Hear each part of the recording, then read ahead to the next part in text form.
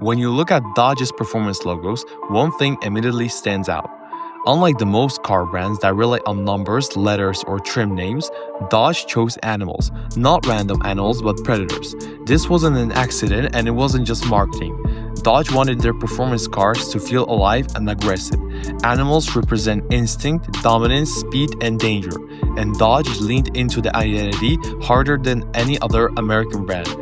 Today we're breaking down every major Dodge performance logo, and by the way, what's up guys, this is No Seconds Lost, and I will appreciate you to leave a like and comment under my video because it really helps me out right now, especially with how YouTube's been trading smaller channels. But anyways, back to the video.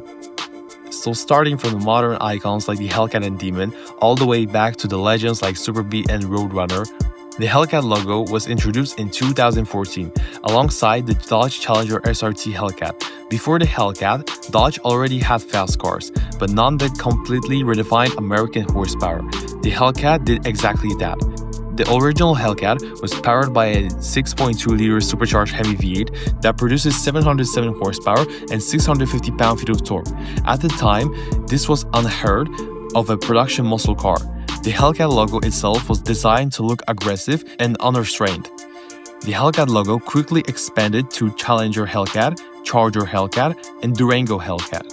In the era of today's social media, when you see that logo, you immediately expect plus 700 horsepower and brutal straight-line performance. The Scat Pack name dates back to 1968, during the original muscle car era. Back then, Dodge used the Scat Pack to describe a group of high-performance cars, not a single trim level. The name came from the phrase "get out and scat," meaning to leave fast. In modern time, the Scat Pack returned in 2014, and today it represents Dodge's mid-level performance tire. It has a 6.4-liter naturally aspirated Hemi V8, around 485 horsepower, and the Scat Pack logo uses a B because the Bs are small but aggressive.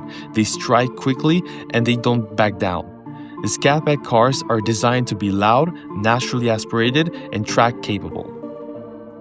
The Dodge Demon logo debuted in 2018 with the Challenger SRT Demon. This wasn't just another Hellcat variant, it was a purpose-built drag car that could legally drive on roads. On the race field, the Demon made 840 horsepower and 770 pound-feet of torque. It was the first production car to lift its front wheels off the ground, to run the quarter-mile in the 9.65 seconds, and to be banned by the NHRA without a roll cage. The Demon logo was twisted and aggressive because it was meant to represent something unnatural. Later in 2023, Dodge launched the Demon 170 that was producing 1,023 horsepower and 945 pound-feet of torque, doing 0 to 60 in 1.66 seconds, making it the fastest 0 to 60 time Dodge ever produced. The Viper logo was introduced in 1992 with the original Dodge Viper RT10. Unlike the others, the Viper wasn't just a trim, it was its own car, a front-engine American supercar built with minimal electronics and maximum displacement. The early Vipers produced around 400 horsepower, but later models exceeded to 600 horsepower, powered by a massive V10 engine. Over the years, the Viper badge went through several design changes with different versions of the snake used to reflect each generation and the direction Dodge was taking at the time. Early Viper logo looked more aggressive and raw, matching the original car's brutal no-nonsense character. As the Viper evolved, the snake design became more refined and detailed, signaling improvements in engineering, aerodynamics, and overall performance. Each version of the logo helped distinguish one era of the Viper from another, while still preserving the core identity of the car as a dangerous driver-focused American supercar. The Viper existed to challenge Ferrari or Lamborghini, but especially its biggest rival, the Corvette, using brute force and mechanical grip. The Superbird logo appeared in 1968, originally attached to the Dodge Coronet Superbird. The Superbird was Dodge's answer to affordable muscle. It wasn't the top tire option, it was built to deliver maximum performance per dollar. Original Superbird models offered big blocks V8 and strong straight-line acceleration. The 1971 Superbird was built on the new B-body Charger platform and was the last of the classic era. The reasons of discontinuation was caused by the market shifts, rising insurance costs, and the fuel crisis made traditional muscle car less valuable, leading Dodge to drop the standalone model after 1971. After some decades, the Super B name was revived for limited run, high-performance versions of the Dodge Charger in 2007, 2008, 2009, and again in the 2012 and 2013 model years. The Roadrunner debuted in 1968, attached to the Plymouth Roadrunner, but it remains the part of Dodge's shared muscle heritage. Unlike other performance cars, the Roadrunner brought a playful and humorous vibe to the muscle car world. It even used the licensed cartoon sound effect. But the Roadrunner was brutally fast. It offered a big block engine, high torque, minimal weight, and the Roadrunner represented straight-line dominance without luxury, cheap, loud, and fast.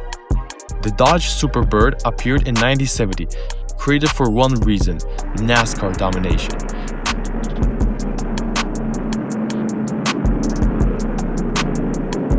Its massive rear wing and pointed nose weren't styling choices.